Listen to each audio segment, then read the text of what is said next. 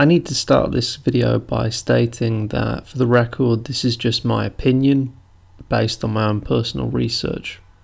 I'm not saying this is fact, this is just my interpretation of a documentary, so it cannot be considered in any way legally binding to me indicating that any particular action should be taken against specific individuals, living or dead, and is certainly not a call to any kind of violence.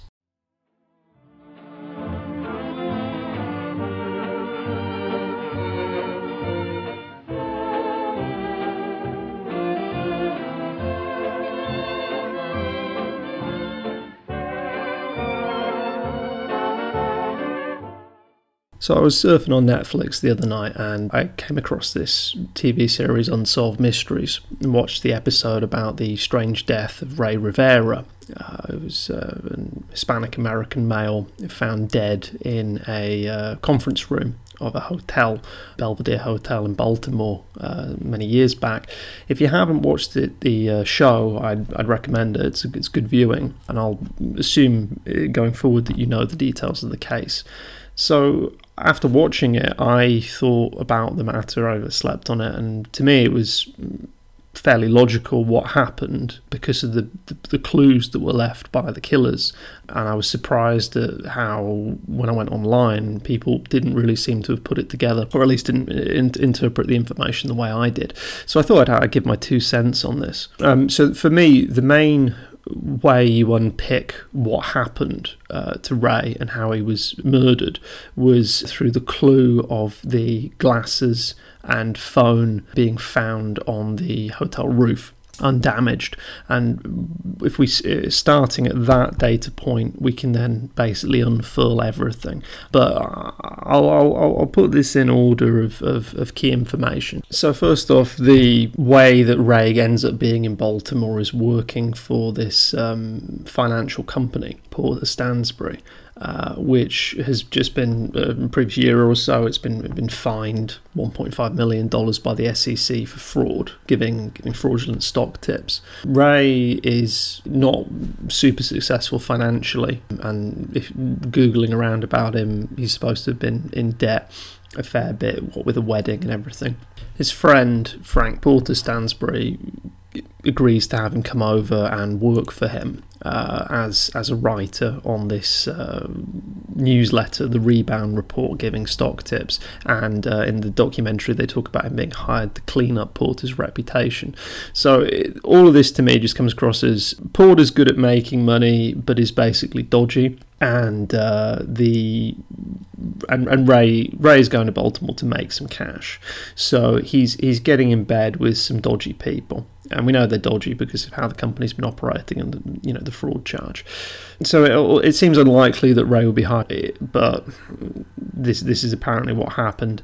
There's the most likely thing that occurred is that after initially getting in bed with the company, Rey realised that he was dealing with very dodgy people who were practicing fraud. He found evidence of fraud or corruption at the company. What he probably did is and this ties in with the note that's found on the back of his computer, is some key information about the company's dodgy dealings were then encoded in a note for safekeeping or insurance. So this is something that Rey's made. It's clearly in some kind of coded format. What happened then? Rey gets cold feet. He realizes that he basically gives the indication that he's not happy with knowing what he knows and being involved in what he's involved in, and the company suits realized that he could potentially talk and spoil their scam, bankrupt the company, give them jail time. So I think he was then threatened to play ball and go along with it, but there was issues there. There was some problems there. So the fact that the note is found ties in with then the attempted break-ins at his property. This was going to be somebody that was hired by the company to break into his house and get the information back. because it was valuable to them and it could be incriminating. If Rey just says stuff, that's hearsay, but if he's got some actual information that he can link to, I don't know, particular financial accounts or something like that, then that's evidence. So they're trying to break in and get the information on the note. That's why the alarms were going off. That's why his wife comments about him being scared, running around with a bat, because he was like, oh god, they're trying to break in, they're trying to get the information, and he's being threatened, I'd imagine, as well. So on the night of his death, they ring Rey. We know the call is from Port Stansbury. The most logical read is that the call was from Frank Stansbury himself. Rey would be most likely to trust his friend, told him to meet at a car park in town. So he leaves the house. Now, most likely the suggestion was to get Rey to go to the Belvedere Hotel, meet us there in an hour or so. We need to have a conversation. So he heads out in a rush.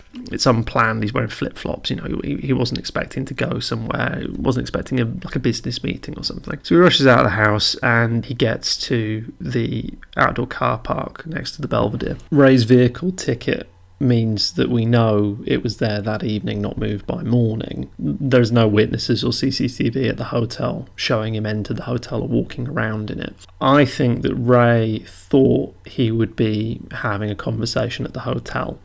I think what actually happened is that when he got there, he was accosted by hired thugs, essentially, who were employed to get the secret information back. Now, the multi-storey car park is the connection between the outdoor parking area that Rey's vehicle is found and the lower rooftop section of the hotel where the body is dropped through later. The hotel would be way too public, and likewise the streets around it. So the most logical thing to happen is that he went from the car park and was then led or dragged into the multi-storey car park, from the roof of which you can see the hole. So I think he was taken into the multi-storey car park because it's private, it's the evening. Are they going to interrogate him just out in the open in the car park? No, most likely they're going to interrogate him inside a vehicle.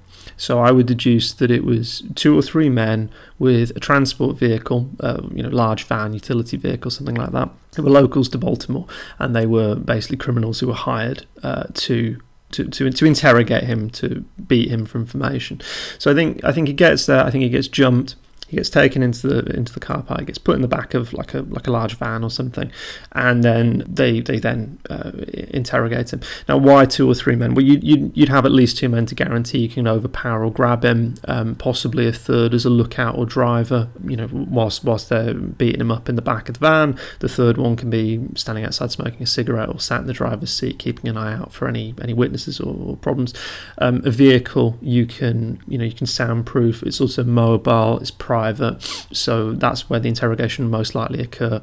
They wouldn't just beat him out in the open. There's no indication he went very far away from where his car was parked. There's also evidence of the beating, in that from the autopsy report there's irregularities to do with his tibia and fibula damage. So basically his legs were broken, and the medical examiner commented on the shins being broken as unusual and not consistent with a fall. So they interrogate him. This goes on for some time. For whatever reason, Rey's not cracking.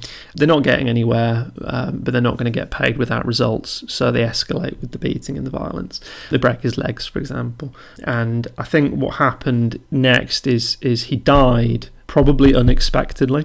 I think they wanted to just get the information from him. So the criminals then end up with a problem. They've got a body in the back of the van that they need to get rid of. They need to have the body be found, not right away, but they need to have it be found. And they're thinking about what to do, and they think the best thing for it to have the case closed would be close it as a suicide. I don't think they had the means to dispose of a corpse properly. Like if there was some kind of big organised crime gang or something, some kind of acid bath or dropping him off in the ocean or something like that. I think they only intended to beat him and torture him. So to resolve this problem, they attempt to stage suicide. A total disappearance of his body would be more suspicious. He has family after all. They want him to be found, but when he's found, they want the matter to be closed. They are protecting something that a more open police investigation would uncover. If you just went missing, maybe there'd be more questions asked to the company, for example. So again, this all points to the company, to people having something to hide. So these crims, these thugs, they're looking around, they're thinking, oh God, how do we stage a suicide here? Because they've got a corpse. It's probably like, a couple of hours in, about 9 o'clock at night, or something like that, and they're looking around for ideas. And what can you see from the car park? Well, the biggest landmark there is the Belvedere Hotel. So they look up and they see the roof section of the famous hotel, and they decide, hey, why don't we place the body as a suicide? And scenario is he jumped off the roof of the hotel. How do they get down onto the lower hotel roof? You can get to the roof from the summit of the car park. You can see from these photos from the documentary that, again, I'm assuming 2 or 3 guys who are fairly strong and not old or anything, they're able to climb down, they're able to manhandle his body, and they get down onto the roof. They probably had some kind of bludgeon to beat him with and to break his legs with, so like a hammer, a sledgehammer, something like that. They use the tools they've got with them anyway to knock a small hole in the roof, and then they basically slide his body through the hole, and it flops down into the room below. This is how we can have a neat hole with no gore or splash of blood from the impact, a hole that doesn't align with either the car park roof or the upper hotel roof up on the 13th story if an actual jump occurred. And the documentary goes into detail about how the angles for that are very, very unlikely, and the fact that there's no gore around the hole as well in all the shots from the documentary is clean. So we know from the angle of how the roof's been damaged that something's definitely punched in from above, but it's a small hole. The detective describes it as, he can just about fit through, just enough clearance, and this is how the body gets inside the hotel. He goes in through the hole in the roof, but he doesn't go by falling from a great height. He's just slid through as he's already died. It falls a short distance onto the floor below. I think some blood gets on the walls, and in the confusion, or probably missed in the darkness because it's late at night now, his glasses, phone and flip-flops are left on the rooftop. The fact that the glass and the phone are found on the lower hotel roof undamaged means that we're not dealing with a fall. So that's the nugget of it. When you realise he didn't die from falling, obviously he was killed, and then how does he get through the roof? Well, somebody makes a hole. So it's just about dropping a body through the gap. And the flip-flops as well, which are on the roof. The wife points out that one of the flip-flops has drag marks on it, and the other has a broken thong because they're pulling the corpse. They're manhandling his corpse, and the thong snaps because he's a lead weight at that point. I assume the money clip was taken by one of the killers as either a trophy or possibly to sell it. Silver's valuable. They don't take his car. Possibly the keys were in his trouser pocket, and now they can't reach them without climbing into the building, or they just didn't consider taking the vehicle. Again, the evidence points to a hurried, rushed, accidental execution with no proper planning for corpse disposal. The rooftop CCTV being disconnected could therefore just be a complete red herring. Alternatively, possibly killers paid someone off at the hotel to get the rooftop CCTV wiped, because the reason being, if you saw the original footage, you'd see that nobody went up on the roof, and then that would prove that he couldn't have jumped. So then the killers are in a bind because they haven't been able to recover the information they need. They can't break into his house that night as the family has a house guest, and then his wife returns early from her trip, and what with the police involvement and so on, they can't go back to the house successfully. So the company, they report back to the company. The company keeps quiet and waits several days. When his body is discovered, the company goes into lawyer lockdown mode and expects some kind of shitstorm. The note on his computer, however, is not decoded, so the information that incriminates them is not used, and the body was left unattended for long enough that the decomposition hid the beating largely, but the autopsy was still undetermined, and the damage to his legs would suggest torture. So the company as well filed a cease and desist order. They hired a crisis team a few months before the show aired, apparently, and they filed a cease and desist order on the documentary. So the behaviour of the company after his body's discovery is very telling. When his body was missing, I understand that Frank Porter Stansbury offered a financial reward of $1,000 and then $5,000 for anybody who could give information. Once the body was actually found, though, then everything clamped down, and they didn't cooperate. They put a gag order in place and so on. So this is obvious then that the company's got something to hide, and combined with the call coming from the company on the night of his death, it's so we know who's behind this. The most likely person who called Ray would be Frank Porter Stansbury. He knows what's going on.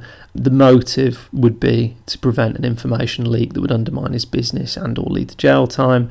I think the corporate schmucks don't tend to do things like this themselves. It would be that they hired people, and the weapon that killed Ray was probably something like a hammer or a bat or a length of pipe that was used to beat him with, and later used as an implement to bash a hole in the roof. This to me is the most logical reading of the data available. There's absolutely no indication that he was suffering a mental illness or a psychotic breakdown, and I can't believe the number of people online who were just quite happy to go with that and go, he just went mad.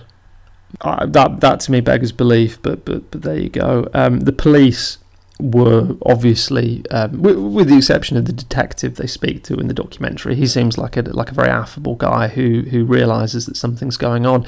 But with his exception, the police in Baltimore appear to be quite feckless, and they just wanted to wrap this off as a suicide. They didn't want to look into it further, and yeah, they just went, it's a suicide. That's it. Nothing to see here, folks. Move along. But yeah, we know from the phone and the glasses that he didn't fall from a great height. So then there's only so many ways he can get inside the building. He wasn't carried through the building. That would be ridiculous. You're not going to have two guys hauling a corpse around inside a hotel. So he obviously went through the rooftop. The idea this guy did an impossible swan dive off the roof of the building, it's just very silly. What I would suggest is that the note that he left be examined specifically as some kind of cipher or code. It's very unreliable looking online when people have tried to transcribe it, so I'm not going to take it as gospel. But some of the sections I've seen where he lists names, and he talks about them being, he'd like them to be 5 years younger. Well, this could be a few things. My suggestion would be it could be ages. So if you have someone's age at the time he wrote it, and then you reduce their age by 5 years, that gives you a two-digit number. And then if you have a string of people in a row, that could give you a string of numbers, which could then be, I don't know, some kind of account code or something like that. He's dealing in finance. It's probably something dodgy financially that the company's keeping quiet about. Possibly the code has another part to it. Maybe it was on Ray's computer. Maybe you needed a key or a second half of it for it to give you the full information. It's hard to say without more info, but the note wasn't a suicide note, and it certainly wasn't just an exercise in free writing because of the way it was printed and hidden. So those are my thoughts on that. If it's, make of that what you will, but I just hope that someone's able to finally crack that code and hold the guilty party to justice.